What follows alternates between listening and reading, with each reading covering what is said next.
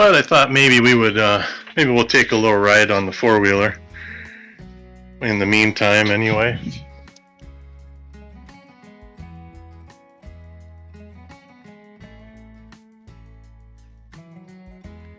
...2009 Arctic Cat 550 TRV, the 2-up seat.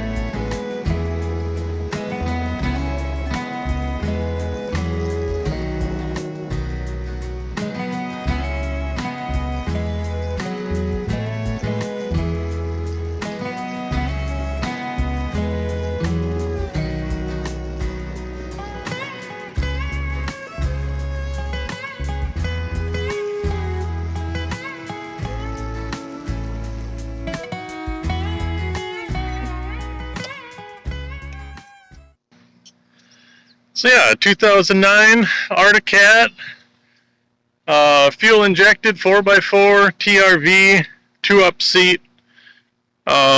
Story behind this one is it's actually my brother's. Late one fall, a couple years ago, I believe it was now, he was running at the end of his property and it shut off. Started making some weird noises and shut off. He was able to get it started back up again. Drove it up to the house, parked it by the garage, and it shut off and it would not start again. So like I said, it was towards the end of fall, just the beginning of winter. So what he did was he bought a side-by-side with a plow, because this one has a plow on it as well. I just took it off for the summer. Has a plow. So this is what he used for plowing the driveway. But he went out and bought a side-by-side. He called me up in the spring and said, hey, if you want that four-wheeler, you want to borrow it for the next however many years, you can come and get it. So we knew that the fuel pump was acting up. It sounded like the fuel pump had gone out. That's what the one of the mechanics had told him. Have to replace the fuel pump. So what I did was I got it back. Did some tests on it, found out, yeah, it's got some very, very low fuel pressure. The pump was actually working, just creating a very small amount of pressure. So I knew that something had to be done with the pump. So so the idea was to replace the pump anyway. So I pulled the panels off, got to the gas tank, pulled the pump out of it, and found that it's kind of a two-piece pump. Has the pump system itself that is connected to a plastic body, and the pump itself has a little nipple on it, and there's a chunk of hose, acts as a washer, I suppose, a gasket, and between the pump and the housing, I pulled the pump out of the housing, and that little chunk of hose had a split in it. It was cracked all the way through. So I took a small piece of fuel line off of the machine, probably 3/4 of an inch, half inch, 3/4 of an inch, something like that.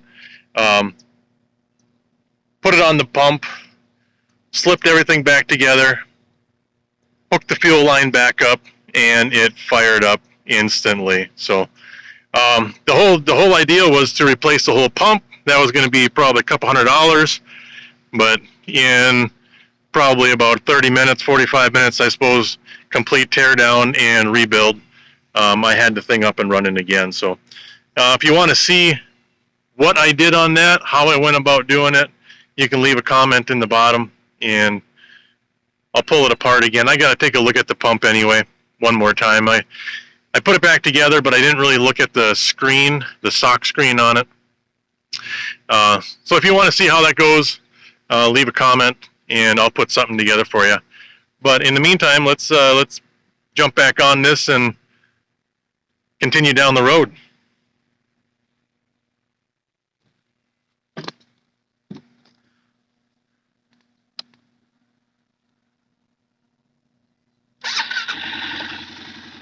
It's got very low miles. It's only got 1,400 miles on it. That thing still runs like brand new. It's fast still. It's got a lot of power.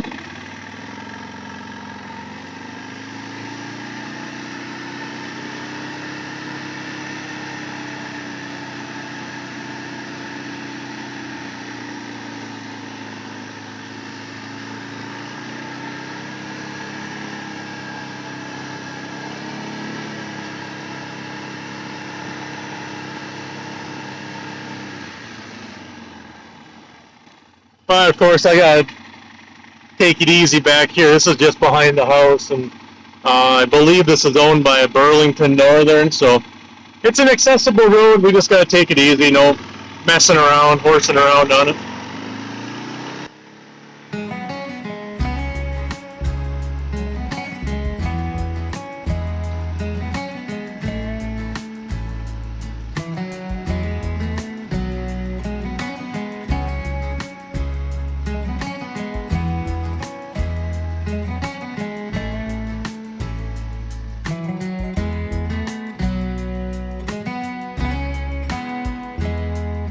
This is also the trail I use to get the snowmobile up onto the trail in the winter time. So, but we'll get back to the house here. We got some things to do this today anyway.